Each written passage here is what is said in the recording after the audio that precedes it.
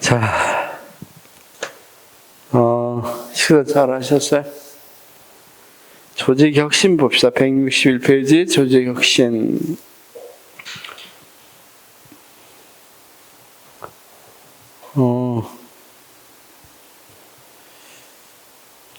제가 저기 OX 된 거 해드린다고 했잖아요. 그쵸? 올려서 X 이유를 설명해 드린다고 그랬는데, 아예 그걸 저기로 만들어줄게. 이런 걸로 해서 그냥 프린트를 해서 다음 주에 가져올게요. 처음부터. 정책론, 개론 처음부터 해서 쭉 끝까지. 그다음 좀 OX가 바꿔진 부분 좀 있고 그러니까 그런 부분까지 추가해서 다시 올려드릴게요. 복사해 볼게요. 자, 조직혁신 이 부분은 중요한 게 뭐가 있냐면, 다른 거 보지 말고 MBO, 그다음 TQM, OD, 그다음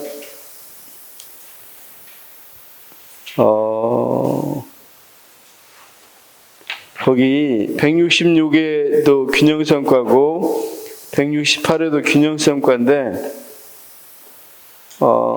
166에 있는 건 성과 관련인데 이거 출판사에서 같이 똑같이 써가지고 나번은 성과 관리고 다번은 균형성과 관리예요. 성과 관리고 다번은 균형성과, 나번은 그냥 성과 관리입니다. 그런데 성과 관리는 처음에 거의 안 나오고요. 균형성과 관리가 중요합니다. 균형성과 관리. 자, 한번 잘 보도록 하겠습니다. 먼저 MBO부터 볼게요. MBO.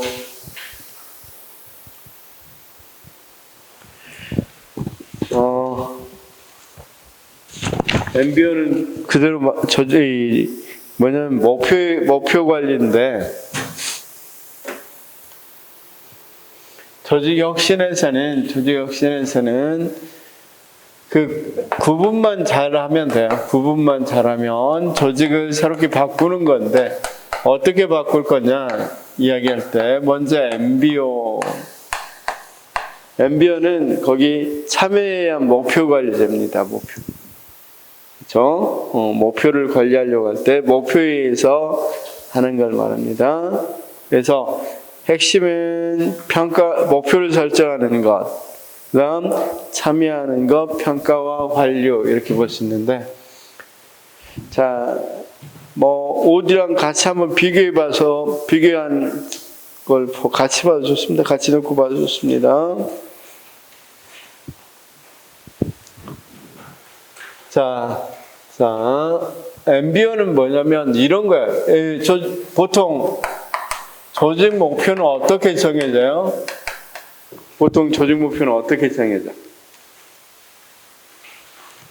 조직 목표는 보통 어떻게 정해져요? CEO가 먼저 정하면, CEO랑 이렇게 위에서 먼저 정해지면 그 목표가 어디로 오고, 부로 오고, 부에서 정해진 것이 각각의 뭘로 나옵니까?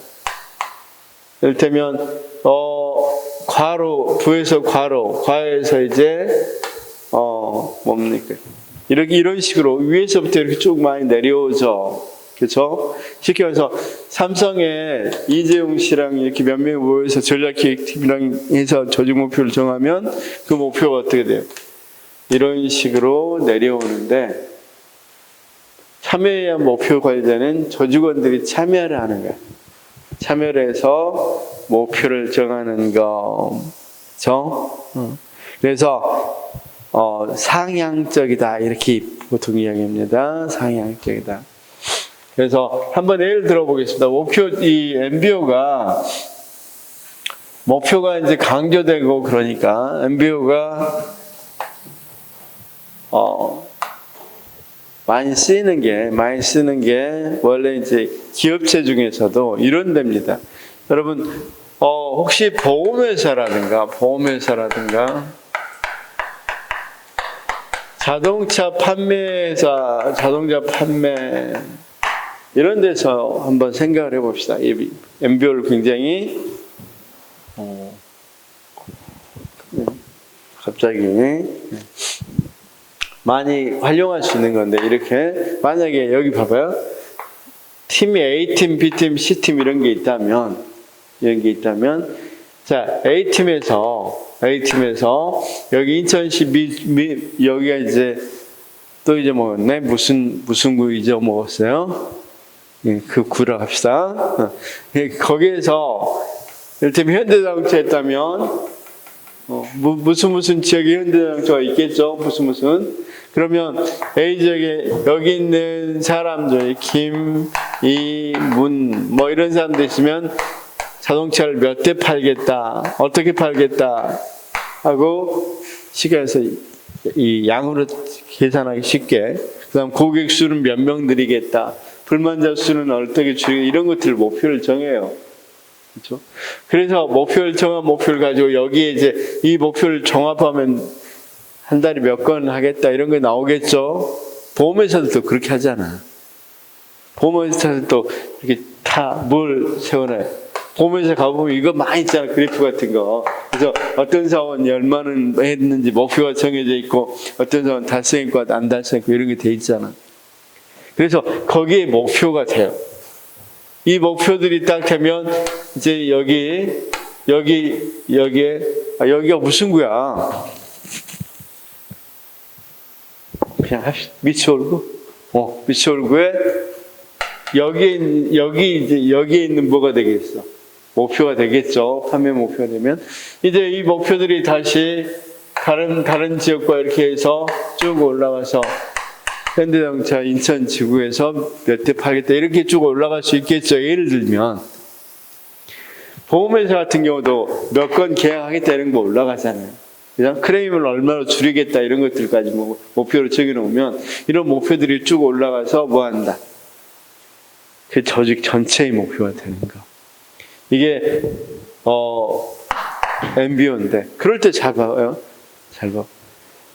이거 할 때 날마다 거의 물론 보통 1년 단위로 하는데 보험회사 같은 건 1년 단위로 안 하지만 피드백 해야 하네요.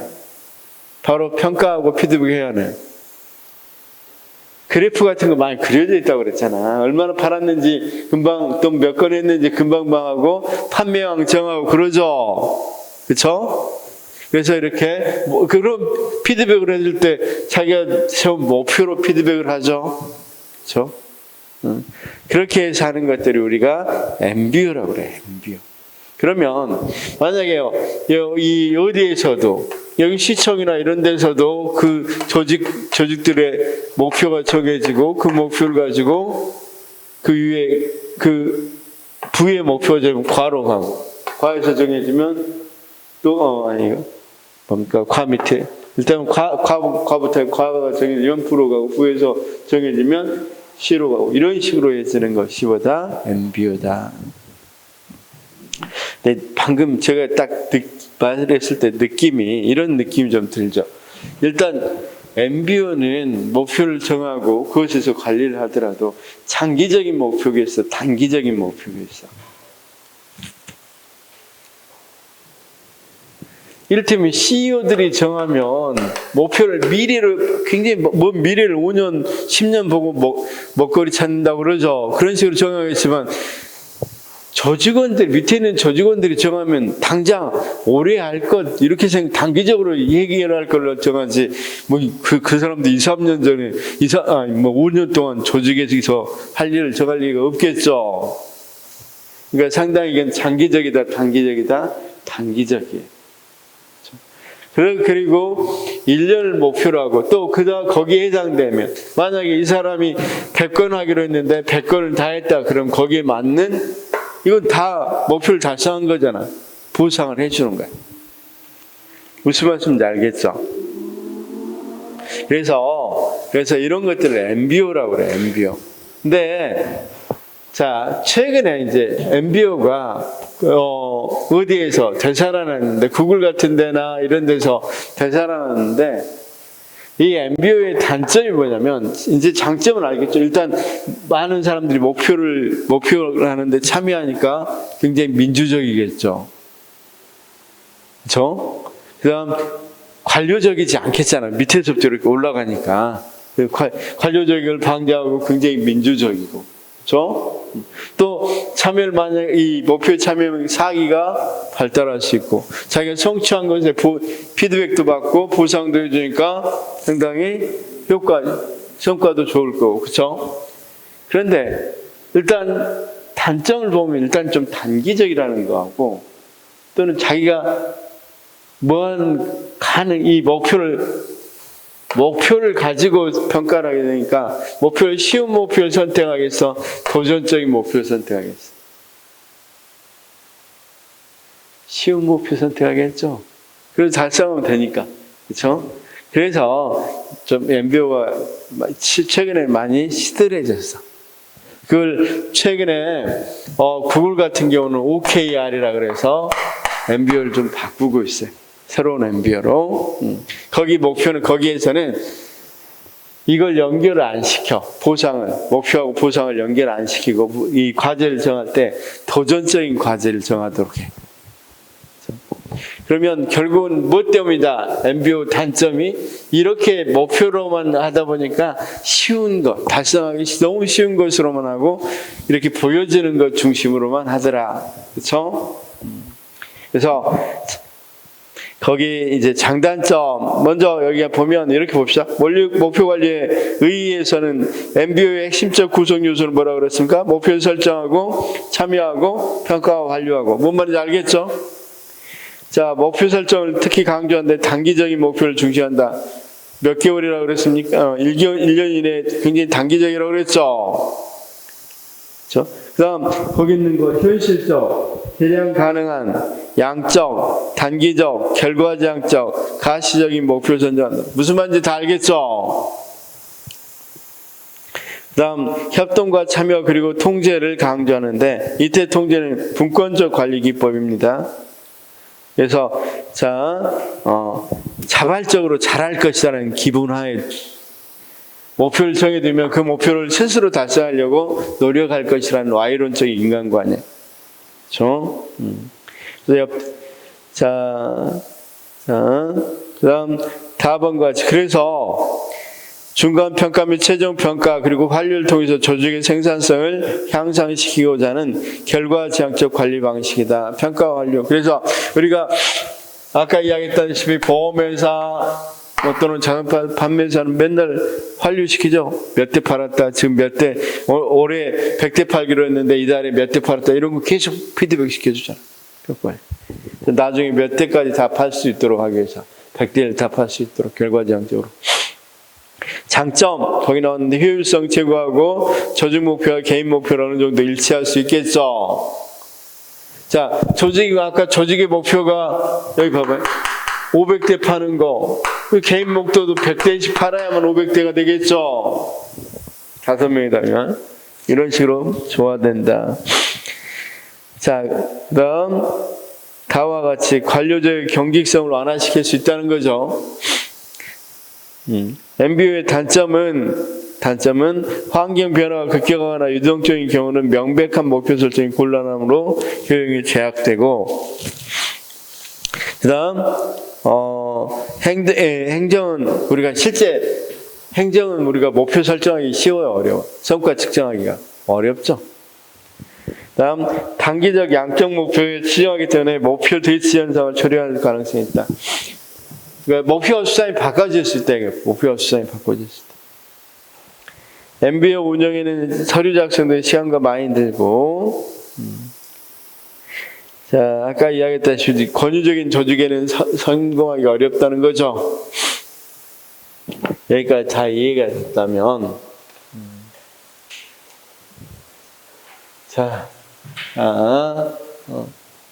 그래서 MBO 정도만 보통 행정학에서 이야기되고, 아까 이야기했던 OKR 같은 경우는 경영학에서 실제 사기업에서 이야기하고 행정학에서는 MBO 정도만 이야기합니다. 자, 그 다음 TQM.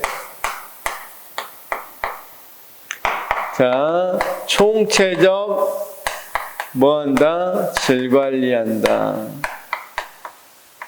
TQM은 총체적 질관리를 한다. 그렇죠? 자, 무슨 말이냐? 총체적으로 질을 관리한다는 게, 자, 쌤, 먼저 이거 한번 생각해 봅시다.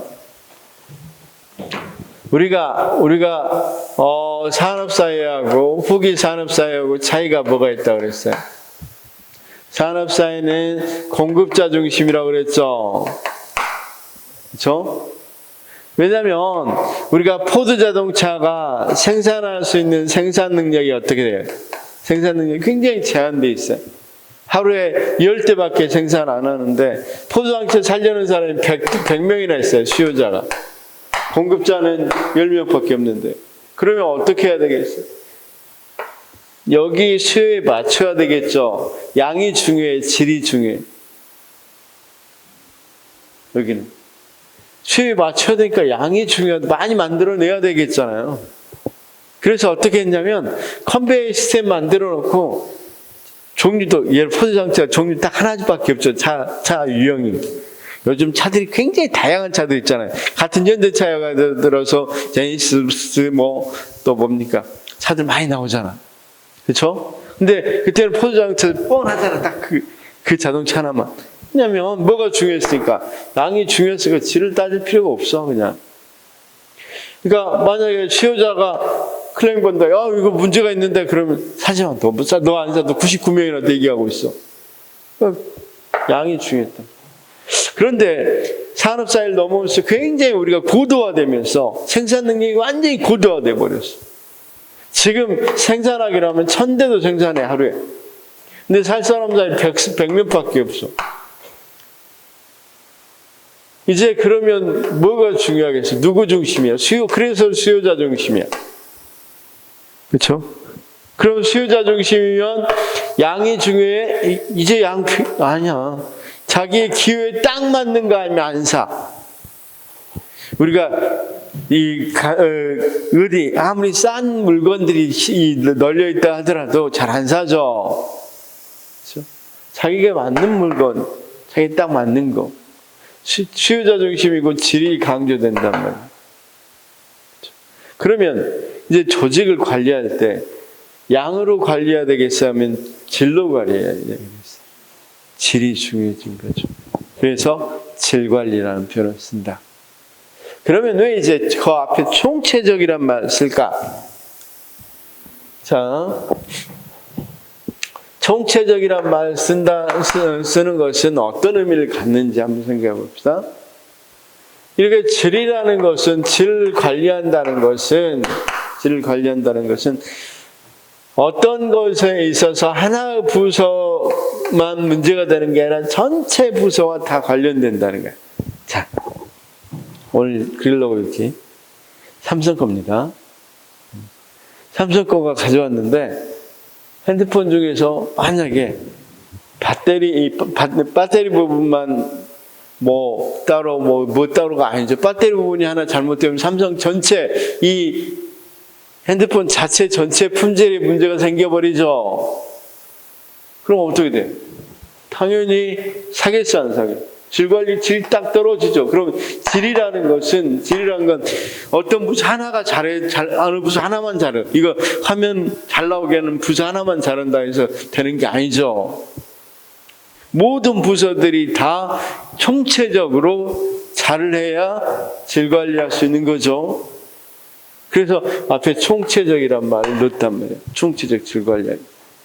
그 다음 이때는 한 번 개선해야 되겠어? 아니면 지속적으로 개선이 이루어져야 되겠어? 지속적인 개선이 이루어져야 되겠죠? 총체적인 거.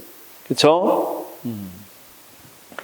자, 그 다음 이건 어떤 것뿐만 아니라 단순하게 결과뿐만 아니라 어떤 것도 생각해야 돼. 과정도 중요해지겠죠? 그렇죠? 질을 관리할 때 결국 고치는 것도 중요해. 자, 지금 우리가 20세기에 가장 큰 우주쇼가 뭐였어? 가장 큰 우주쇼가 금성이 LG 된 거죠. 우리가 금성, 수금 지화할 때 금성이 LG 된 거죠. 그래서 우리 행성 분류할 때 수성, LG성 이렇게 부르잖아. 넘어갈 게 재미 하나도 없네.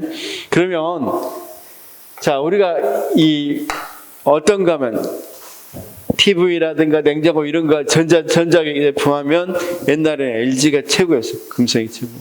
그런데 삼성에게 밀렸단 말이에요. 왜냐면 왜 그러냐면 삼성은 서비스를 모든 걸 원스톱으로 하겠다. 하루면 어떤 일이 있더라도 하루 안에 다 고쳐주겠다 이랬어. 뭘 제품을 잘 만들어서 보다는 과정상 고객을 중심으로 해서 하루 안에 다 잘 고쳐주겠다. 그러니까 사람들이 제일 TV 오늘 안 나오면 어때? TV 좋아하는 사람 날라죠. 그냥 바로 고쳐주기 그게 제일 좋은 거죠. 그럼 제가 물건을 살라고 그럴 때 야 고장 나면 저 드라마 보다가 재밌는데 고장 나면 안 되는데 대수자 LG가 좀 더 비싸다면 LG보다는 내가 못 살라고 그러겠어. 삼성을 살라고 하겠죠. 그런 식으로 결과뿐만 아니라 이런 과정까지도 다 뭐한다? 고려를 하자고 한다. 그래서 한번 읽어보겠습니다. 거기 TQM은 고객 만족을 서비스 질의 제1차의 목표로 삼고 조직 구성원의 광범위한 참여에 조직의 과정, 절차 및 태도를 지속적으로 개선한다고 그랬죠. 그 다음 장기적이고 전략적인 품질 관리한다고 그랬죠. 아까 MBO는 단기적이라고 그랬죠. 아까 MBO는 결과 중심이라 이건 과정이라고 그랬죠. 자, 우리나라에서 2007년 이후 지식경제부 주관으로 6시그마 운동이 일어났어요. 6시그마 운동. 이게 대표적인 TQM 운동이에요. 이름을 6시그마 운동으로 붙였어요. 품질 관리하려고. TQM의 주요 원칙이나 내용 보니까 고객 중심이죠. 그 다음 사전적 예방적 품질 관리. 그렇죠? 그래서 장기적 시간관을 갖는. 자, 우리가 이런 거 한번 생각해 볼까요? 장기적 시간관. 냉장고나 TV 사면 몇 년 동안 무료로 고장났을 때 무료로 고쳐준다는 거 있죠. 그렇죠? 품질 보증해 주잖아. 몇 년 동안. 그런 것들을 한번 생각해 봐. 우리 정말 질 좋아. 5년 동안 니네 고장나면 내가 고쳐줄게. 즐거워. 이런 계약하는 거죠. 이러니까 시계 같은 경우도 굉장히 어떻게 해서 품질이 5년 동안 정말 깔끔하게 잘 지켜줄 수 있도록 만들려고 노력하겠죠. 이런 질 관리하는 것도 TQM 중에 하나예요. 질 계약이라고 그래요. 이런 것들은 품질 관리하는 거. 자, 초기 단계 그래서 이걸 예방적 품질 관리라고 이야기할 수 있겠어, 없겠어? 5년 동안 우리가 품질 보장해 줄게. 이걸 사라. 그렇죠? 초기 단계부터 서비스 질 관리함으로써 추후 단계 비효율성을 방지할 수 있고 고객 만족을 도모할 수 있고, 그 다음 다번에 지속적 개선이 있죠. 그 다음 라번에 전체 구성원의 참여. 아까 이야기했죠. 배터리 부분이 문제가 생기면 문제가 될 수 있다고 그랬죠. 전체 품질에 문제가 된다고 그랬으니까. 그 다음 과학적 방법을 사용하고, 분권적 조직 구조 관리를 할 때도 뭐 한다? 과학적 방법을 사용한다. 그렇죠? 뭐 이런 부분은 뭐 공통적인 부분이니까. 공공 부분에서 도입과 적용상의 문제점. 그래서 공공 부분은 도입을 TQM 아까 6시그마 운동으로 했다고 그랬죠. 그래서 도입의 필요성은 인정돼요. 특히 공공 서비스 고객에 있어서 서비스 질과 대응성 문제가 보다 중요하고 참여를 통한 민주적이고 인간적인 관리가 필요한데 TQM 관리 철학은 이에 적합하다. 그렇죠? 그래서 우리도 민원 처리할 때 며칠 만에 처리해 준다 뭐 이런 것들 많이 있잖아. 그렇죠? 적용상의 문제점. 그런데 공공 부분은 아까 특정 제품이 아닌 서비스 제공이 주를 이루다 보니까 우리가 아까 역시 측정하기 어렵죠. 그 다음 고객의 범위 설정도 곤란하고, 그 다음 사업이 장기적인 추진이 곤란한 경우가 왜 그러냐면 이동이 좀 많이 있다 보니까 곤란한 부분이 있고. 여기까지 이해는 다 했죠. 자, MB하고 OD에 대해서 이야기했습니다. 그래서 거기 비교표를 한번 봐볼까요? MBO하고 OD의 비교, MBO하고 TQM. 자, 6페이지 보니까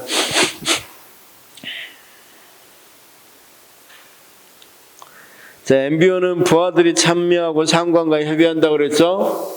TQM은 전 직원들이 참여한다고 그랬죠?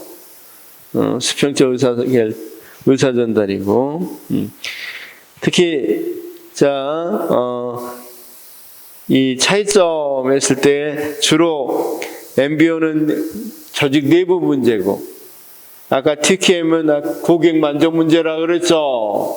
조직 외부 대외적인 거고, 자, 계량적 유형적 목표라면 TQM은 고객 만족을 추구한다고 그랬죠. 자, MBO가 조직 내부 문제니까 폐쇄 체제라면 TQM은 개방 체제적이고, MBO는 주로 달성 가능한 양적인 거라고 그랬죠. 여기는 고객 만족이라는 질적인 거죠.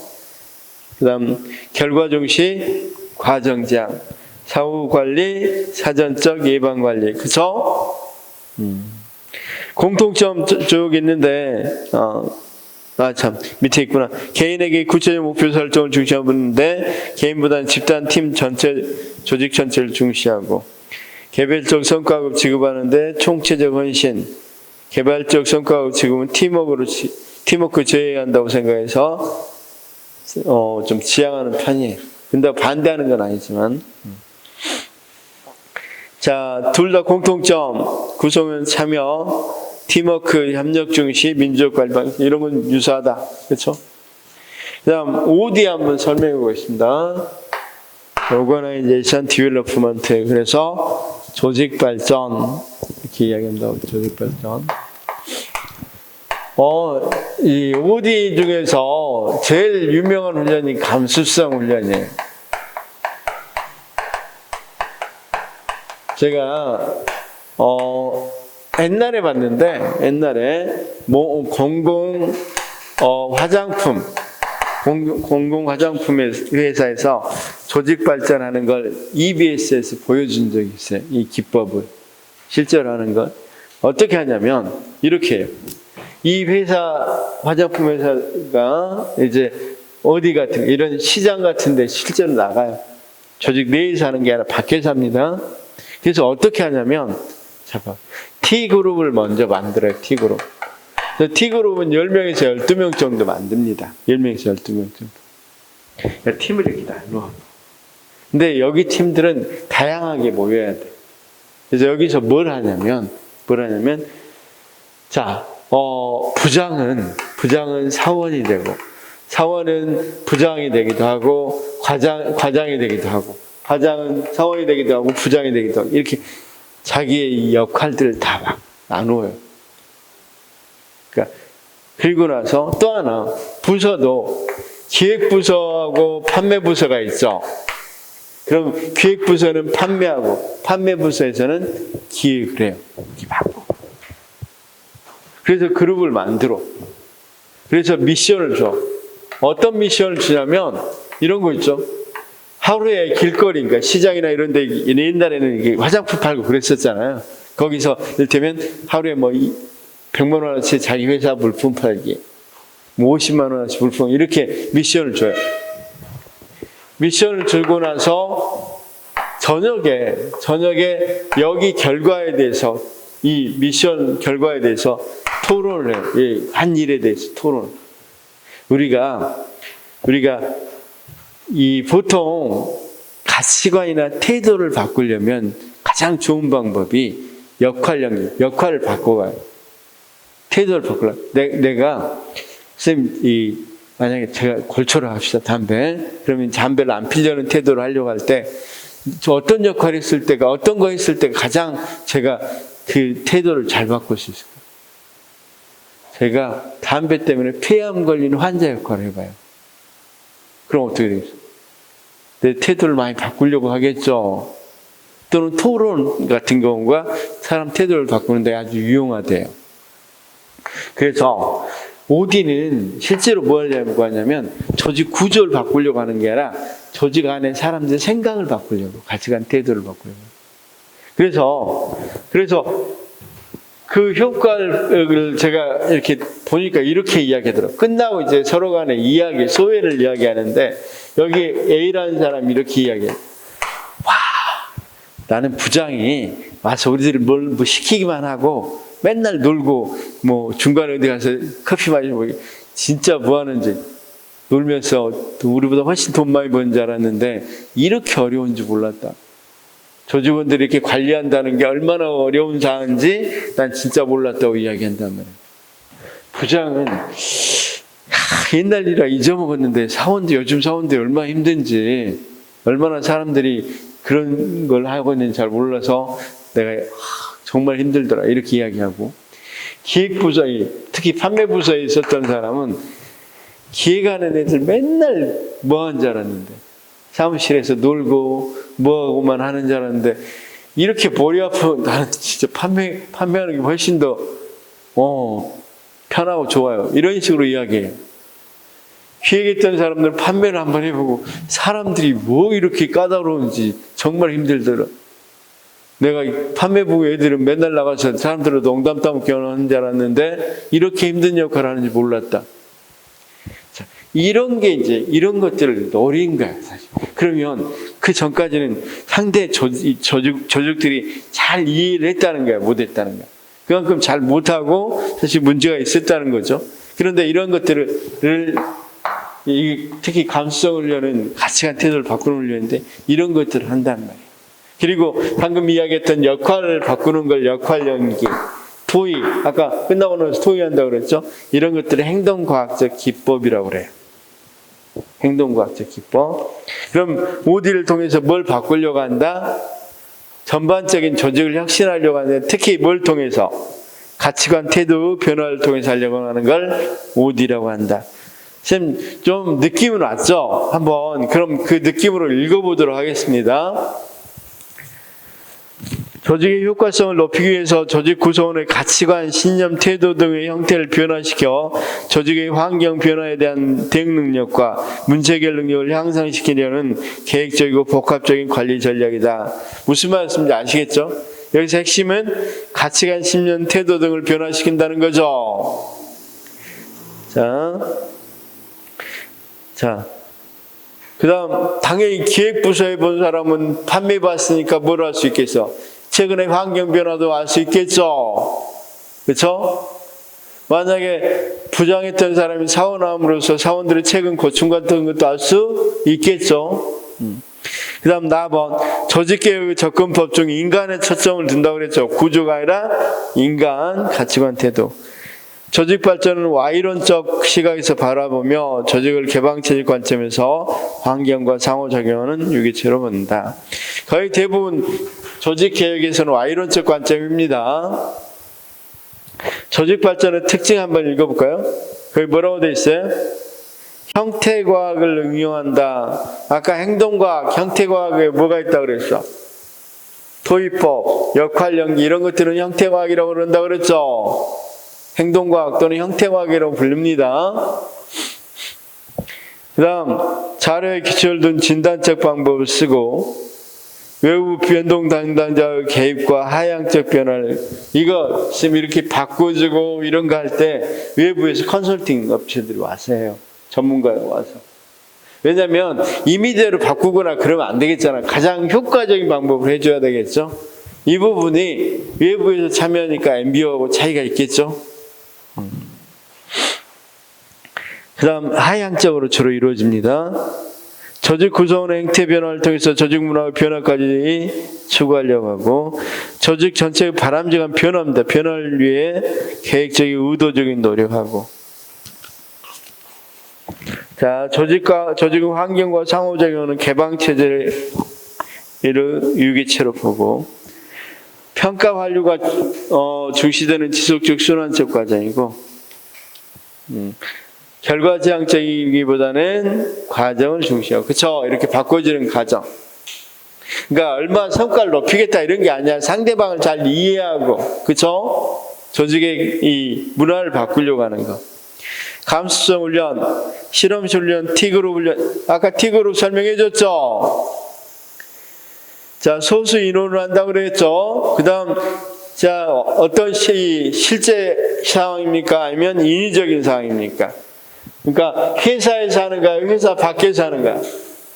회사 밖에서 한다고 그랬죠? 인위적으로 상황을 만들어서. 자, 이 훈련은 참여자 스스로 자신의 태도와 행동을 반성한다고 그랬죠? 외부 환경과 차단된 상황에서 10명대, 그쵸? 개방적인 대인 관계에 조성을 해주고, 그 다음 태도조사 완료 기법 뭐 이런 거 있는데 비슷한 기법이라고 생각하시면 되겠습니다. 문제적으로는 심리적 요인에 치중해서 구조적 기술적 문제를 경시하고, 그러니까 아까 심리적 요인만 강조했으니까 문제가 되겠죠. 그 다음 과다한 비용과 시간이 소요되고, 인간 저정술 및 사생활 침해 우려가 있고, 추진 과정에서 문화적 갈등 발생과 효과의 지속성이 의문될 수 있겠고, 그렇죠? 자, 그래서 거기 비교 표를 다시 한번 볼까요? 앞으로 보면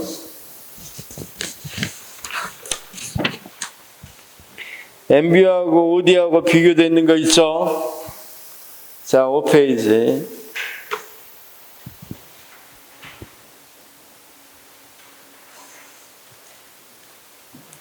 자, 이런 것들을 한번 간단히, 방금 이건 성과 관리하고 조금 차원이 조금 다르니까 먼저 이 부분부터 한번 문제를 풀어보고, 성과 관리에서는 거기에 있는 밸런스 스코어 카드라고 BSC가 중요하니까 그것만 시험에 나와요.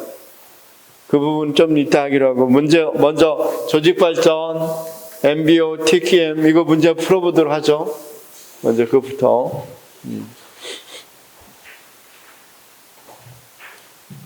자, 먼저 175페이지입니다. 1번, 조직 발전은 조직 전체의 변화를 추구하는 계획적 의도적 계획 방법이다. 조직 전체 맞죠? 175페이지 1번입니다. 175페이지 1번. 2번, 조직 발전에서 감수성 훈련, 동료 간, 동료와 상사 간의 상호작용 진작, 여기까지 맞죠? 실제 근무 상황입니까? 아니면 인위적으로 상황을 만든다고 그랬어. 실제 근무 상황에서 벗어나서 만든다고 그랬죠? 그래서 제가 본 EBS는 시장 상황 같은 걸 만든다고 그랬죠? 자, 조직 발전을 블레이크와 머튼은 과업형 리더를, 조직 발전에서 블레이크와 머튼은 과업형 리더를 가장 효과적인 관리용. 자, 블레이크와 머튼은 과업형 리더가 아니라 아까 T명이라고 그랬죠? 이 블레이크와 머튼의 아까 관리망 있죠? 그걸 활용하기도 해요. 리더십으로. 조직 발전에서는 변화 관리적 도움으로 단기간, OD는 단기간이라고 그랬어? 장기간이라고 그랬어? 가치관이나 태도 같은 거 단기간에 바꿔질 리가 없죠? 조직 발전은 형태과학의 지식과 기술, 아까 형태과학이 어떤 거라 그랬어? 도의나 역할 연기를 형태과학이라고 그런다 그랬죠? 응용한다 맞고. 조직 발전은 문제 해결 역량을 계속하려는 지속적인 장기, 맞죠? 우리가 단기는 어디에만 쓰면 돼? MBO에만 쓰면 되겠죠?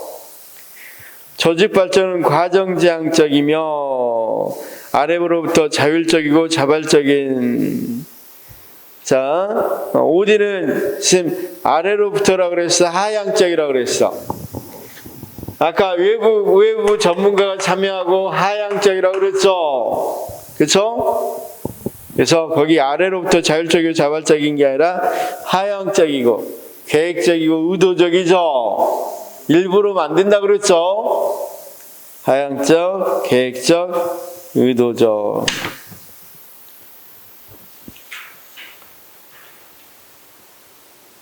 자, 그 다음 8번. 조직 발전은 조직 내외부의 컨설턴트를 참여해서, 맞죠? 계획 추진자 역할을 맡게 하고, 조직 발전 기법인 실험실 훈련은 실험실 훈련이 아까 감수성 훈련을 실험실 훈련이라고도 한다고 그랬죠. 비정형적 상황에서 실시한다. 그렇죠? 그래서 우리가 실제의 상황이 아니라 우리가 만들어서 실시한다고 그랬죠. 조직 발전의 기법의 팀빌딩에서는 내부 전문가가 주도적 문제를 추진하고 조직 변화를 팀빌딩에서 외부 전문가가 주도적으로 문제를 확인하고 조직 변화를 추진한다. 그렇죠?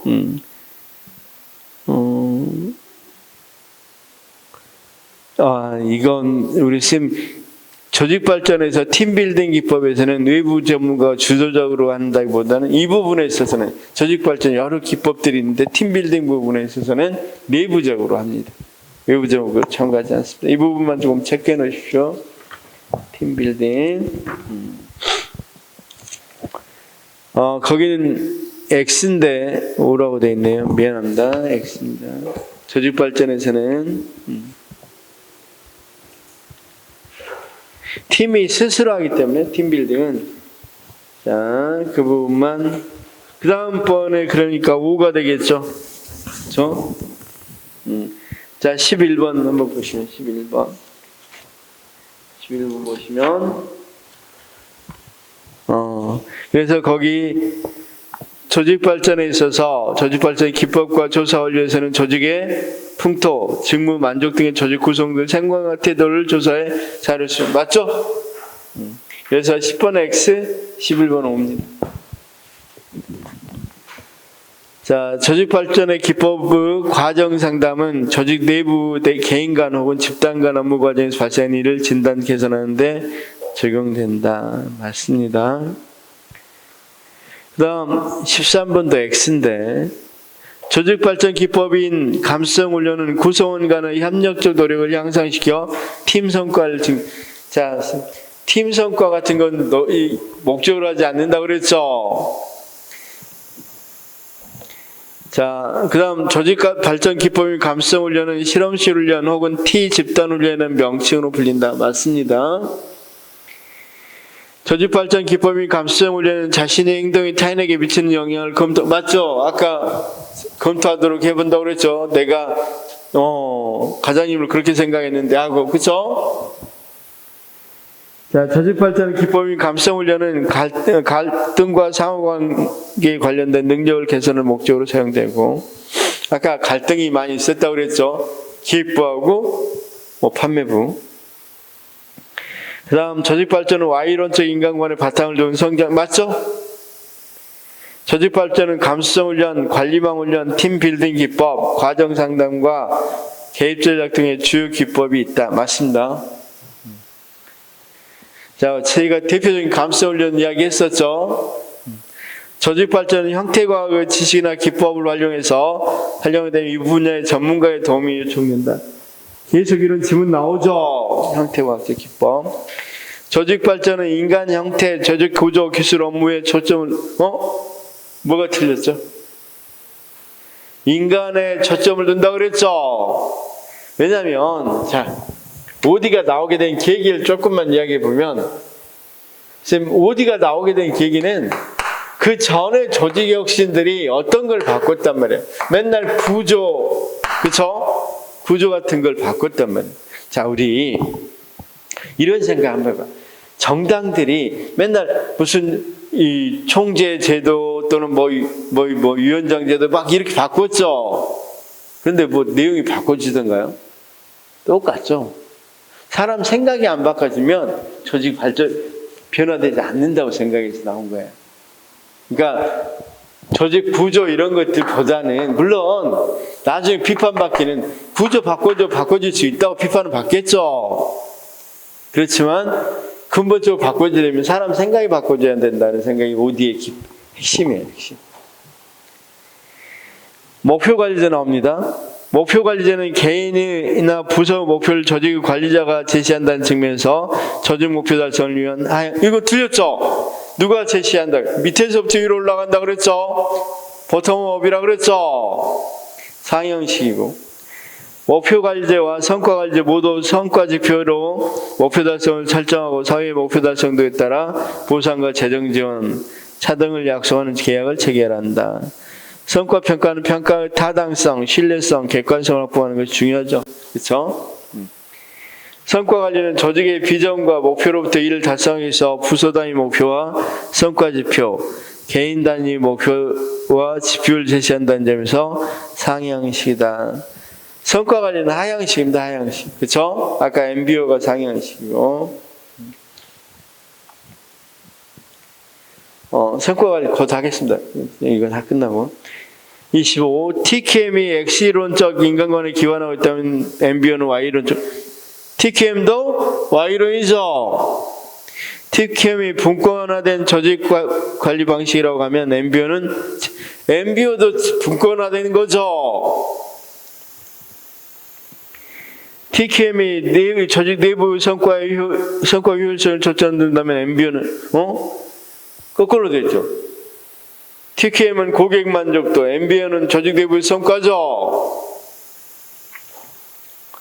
TKM이 팀 단위 활동을 바탕으로 한다면 MBO는 개별 구성원 활동. 아까 봤었죠. 목표관리제는 목표 역할 모호성과 역할 갈등을 감소시키고 일과 사람의 조화 수준을 높인다. 이건 맞고.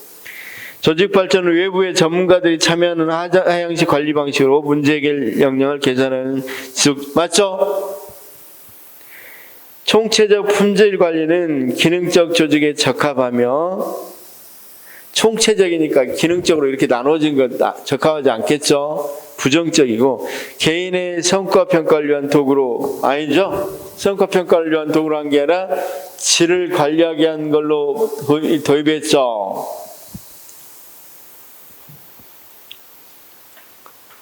자, 그 다음 이제 한번 보도록 하겠습니다. 자, 리엔지니어링은 프로세스 변화뿐만 아니라 조직 구조 문화, 리엔지니어링 자체가 다시 재구조한다는 거죠. 조직 구조나 문화 다양성의 변화가 요구된다. 이건 맞고 33번부터 36번까지 풀고 BSC로 넘어가겠습니다. 전통적 관리체제는 기능을 중심으로 구조하는 데 비해 TKM은 절차를 맞죠? 아까 전통적 관리체제는 어떤 거에서 기능을 중심으로 했었죠. 근데 아까 TKM은 전반적인 고객 관리하는 거니까 제품을 만드는 것부터 쭉 절차로 되겠죠. 전통적 관리체제는 개인의 전문성을 장려하는 본업을 강조하는 데 비해 TKM은 주로 팀 안에서 업무 맞죠? 팀을 강조한다 그러고. 전통적 관리체는 상위층의 의사결정을 위한 정보체제를 운영하는 데 비해 TKM은 절차 내에서 변화를 이루는 사람들이 적시에 정확한 정보를 소유하는 데 초점 맞죠? 전통적 관리체제는 낮은 성과 원리를 관리자의 책임으로 간주하는 데 비해 TKM은 낮은 성과 원리를 근로자 개인의 책임으로 간주한다. 선생님, 전통적 관리체제가 뭘까요? 이것만 알면 이 문제 금방 풀려요. 과학적 관리로. 그럼 이제 제가 바꿔서 한번 해보겠습니다. 과학적 관리로는 기능을 중심으로 구조하는데 맞죠? 과학적 관리로는 개인의 전문성을 장려하는 과학적 관리론에서 분업 강조하죠. 과학적 관리로는 상위층의 의사결정을 위한 정보체를 운영하는 데 비해 맞죠? 자, 우리 컨베이어 시스템에서 하이지 이거 하는 사람들이 마음대로 바꿀 수 있어 없어? 바꾸면 난리 나죠. 위에 있는 사람들이 전반적인 걸 바꿔줘야 이게 바꿔지는 거죠. 자, 36번 그래서 다시 과학적 관리로는 낮은 성과의 원인을 관리자 자, 과학적 관리로는 낮은 성과의 원인을 관리자 책임이겠어. 여기 일하는 개인 노동자 책임이겠어. 이 사람들이 일 못했다고 하겠죠. 그래서 이렇게 바꿔줘야 돼. 과학적 관리 체제는 낮은 성과의 원인을 근로자 개인으로 간주하는 데 비해서 TKM은 낮은 성과의 원인을 아까 팀으로 생각한다고 그랬죠. 팀 관리한다고 그랬죠. 팀 전체 문제로 본다면 팀 문제.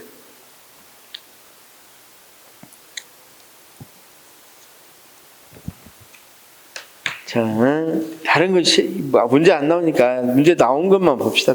BSC 한번 봅시다. BSC.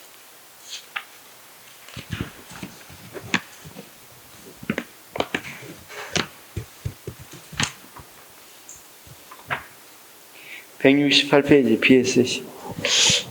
이게 균형 성과 관리라는 게 왜 나왔냐면 이것만 잘 생각하시면 돼요.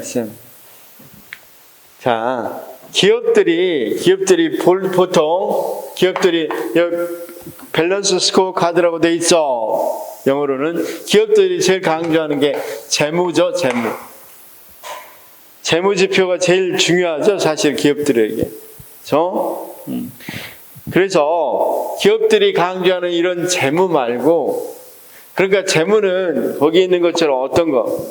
재무는 얼마나 효과적이었냐, 이런 것들을 강조하는 것이 재무죠. 재무를.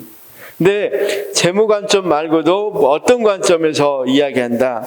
고객의 관점. 그러니까 재무하고 비재무가 있다면 여기에는 고객의 관점, 그 다음 내부 프로세스, 내부에 얼마나 의사소통이 잘 되고, 프로세스니까 내부의 의사소통 같은 거, 그런 것들이 잘 되느냐, 그 다음 구성원들이 얼마나 성장했냐, 학습이 되고 성장하느냐, 이런 것까지도 뭐한다? 성과표에서 관리하겠다. 그렇죠? 그러니까 쉽게 말해서 이런 거야.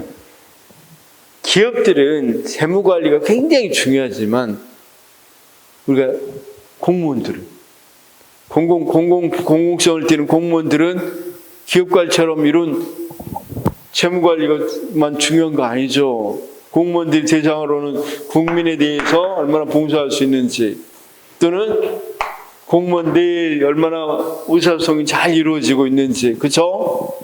그 다음 뭐 어떤 거, 공무원들이 스스로 역량을 많이 키워내야 되겠죠. 학습력 성장의 관점이면. 그래서 우리나라에서 실제로 모든 정부 조직은 아니지만 많은 이게 뭐가 가능해. 어느 정도 재무지표도 가능하고 이런 것들이 가능한 곳에서 많이 도입되어 있고, 공공기관에서 많이 도입되어 있습니다. BSC가. 그렇죠?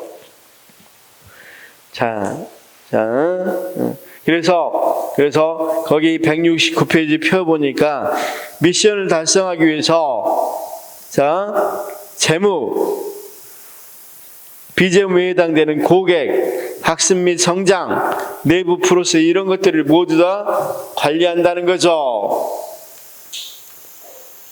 그래서 그 학습진흥재단이 한 장 넘기면 170페이지.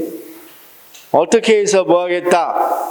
우리는 거기 있는 것처럼 미션이 있고, 전략 목표, 핵심 성과 요인, 핵심 성과 지표에서 BSC 구성 요소에서 그 밑에 보니까 성과 관점, 프로세스 관점, 혁신 및 성장 관점, 이런 식으로 했다는 거죠. 그래서 또 하나 보면 여기부터 볼까요? 172 한번 볼까요? 172. 그래서 결국은 BSC는 어떤 역할을 하느냐? 조직의 비전과 미션을 확인할 수 있겠고, 이걸 통해서 뭘 할 수 있어? 이게 한마디에 전략적 방향도 제시해주고 의사소통의 도구, 커뮤니케이션을 위한 도구로도 활용돼요. BSC는. 이 보면 금방 알 수 있었어요. 거기 BS 관점에서 공공부문 성과 지표를 할 때, 거기 나번 재무제표는 전통적인 후행지표로서, 그러니까 먼저 하는 게 아니라 최종적인 지표야. 재무제표는 재무제표 A로는 매출, 자본 수익률, 예산 대비 목표 또는 차이 이런 것들을 따져보는 거야. 여러분 우리가 어디에 있겠어? 뭐 조달청 이런 데서는 이런 것들 따져볼 수 있겠죠. 특히 공기업 같은 경우는 어때요? 이거 당연히 따지겠죠. 그 다음 고객 관점에서는 고객 만족도, 그 다음 정책 수능도, 민원인의 불만율, 신규 고객의 증감, 뭐 그 외에도 잘못된 업무 처리 건수, 뭐 이런 것들도 다 고객 관점이에요. 그 다음 불만 민원 접수한다든가, 거기 실제로 어때요, 쌤?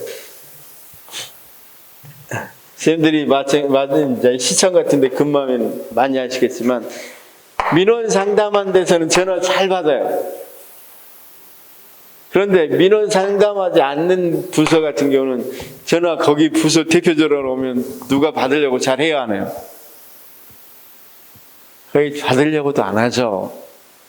민원 부서가 아니라 그냥 다른 부서, 다른 일 때문에 여기다 전화를 한다 그러면 국민 입장에서는 전화 안 받는다니까. 그렇죠? 그러니까 그런 것까지 다 고려를 해서 뭐 한다. 그러면 어떻게 점수하냐면 A 부서, B 부서가 있으면 실제로 전화를 이제 평가하는 사람들 해봐요. 몇 초간 안 받으냐. 그럼 몇 초간 안 받고 또 몇 번 안 받고 그런 것들에 대해서 감점을 해주고 플러스 해주고 점수를 매겨요, 여기다가. 그런 거 할 때는 우리가 고객 관점의 성과지표라고 이야기할 수 있겠죠. 그 다음 거기 내부 과정에서는 얼마나 의사결정할 때 시민들이 참여했는지, 내부 과정, 아까 내부 프로세스, 그 다음 적법적 절차를 거쳤는지, 조직 커뮤니케이션, 의사소통은 얼마나 잘 되는지, 그 다음 정보 공개는 잘 되는 이런 것들을 보는 것이 내부 커뮤니케이션 관점입니다. 그러면 쉽게 말해서 자, 공기업에서 이 조직원들이나 팀을 평가할 때 어떻게 평가한다는가? 재무제표에 얼마나 수익 남겼냐 이런 걸 평가하는 게 아니라 공기업이 공공성이 있기 때문에 얼마나 거기에 대해서 고객들을 잘 응대해 줬는지 고객들의 만족도도 보고, 그 다음 내부적으로 정보도 공개하고 적법 절차는 얼마나 잘 지켰는지도 보고, 그렇죠? 그 다음 거기에 있는 학습 성장 봅시다. 거기에서는 그 팀이 학습 동아리 수라든가 내부 제한 건수, 얼마나 제한을 많이 했는지, 사람들의 직무 만족도, 그 직원들의 직무 만족도, 또는 교육 훈련 프로그램 이런 것들이 다 뭐가 될 수 있어요? 성과 지표가 될 수 있어요. 그래서 그 쌤 옆에 성과 지표 나타내 봤죠? 표로. 이게 거기 안 써져 있구나. 어디 지역이었는데, 분단위 어떤 지역에서 이걸 뭘로? 성과지표로. 공무원 개인이나 팀을 평가하기 위한 성과지표로 이걸 사용했어요. BSC. 그렇죠? 그래서 공공 부분에서 BSC 도입, 기업은 재무 관점을 가장 중시한다. 그러나 공공 조직은 미션과 고객 관점이 중요하다. 그렇죠? 미션, 우리가 이 미션이라는 거 뭐다? 일단 우리가 거기 있는 군이면 또는 시민에 대한 뭐 복지, 시민에 대한 뭐 어떤 거 이런 것들이 미션이 되겠죠. 이런 것들이 중요하고 고객 관점이 중요하고, 그 다음 기업은 재무 관점을 성과로 해석할 수 있지만 공공재는 투입 변수로서 제한된 예산을 어떻게 효율적으로 활용할 것인지에 대한 지표가 개발돼야 되고, 공공조직의 경우 조직의 미션과 전략적 관점에서 내부 프로세스를 재검토하고 예산과 인력 및 사업의 집중 등을 고려해보는 건 큰 의미가 있을 것이다. 조직의 미션과 비전, 전략, 구체적인 프로세스, 자원 배분 활동들을 위한 학술과 성장 프로그램도 상당히 중요하겠죠. 그래서 우리가 최종적으로 좀 중요한다면 그래도 이 재무 관점이 제일 중요하겠죠. 재무하고 고객. 그다음 이제 이 내부 프로세스나 학술 성장은 보통 행위 관점이라 그래서 최종적인 것보다는 미리 이렇게 행위 관점이라 그래서 수단적인 성격을 좀 가져요. 다시 내부 프로세스나 학술 성장은 수단적인 성격을 갖고 고객이나 재무 관점은 우리가 목적, 결과적인 성격을 갖는다. 저기 170페이지에 거기 학습진흥재단의 미션이 뭐라고 돼 있어요? 3M 새로운 문제를 혁신적으로 해결하자.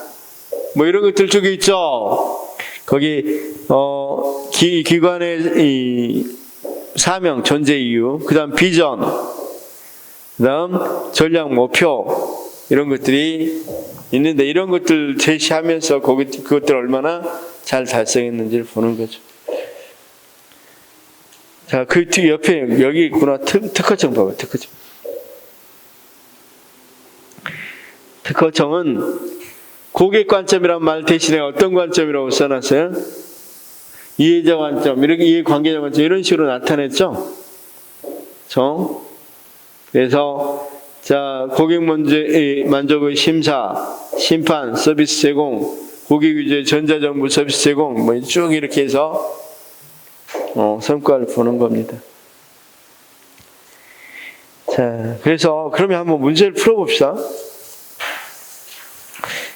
쌤 37부터 BSC는 66까지 나왔어요. 그러니까 쉽게 말해서 시험에 한 번 정도 나온다는 소리죠. 네.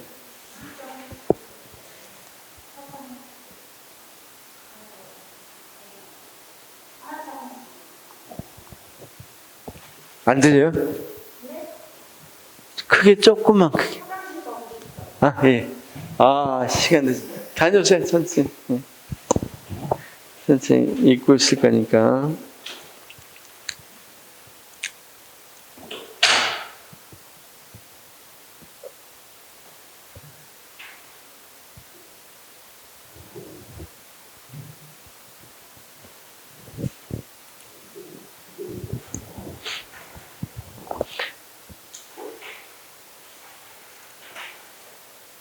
선생님들 37번부터 한번 풀어보십시오. 그냥 저거 한 번만 읽어보십시오.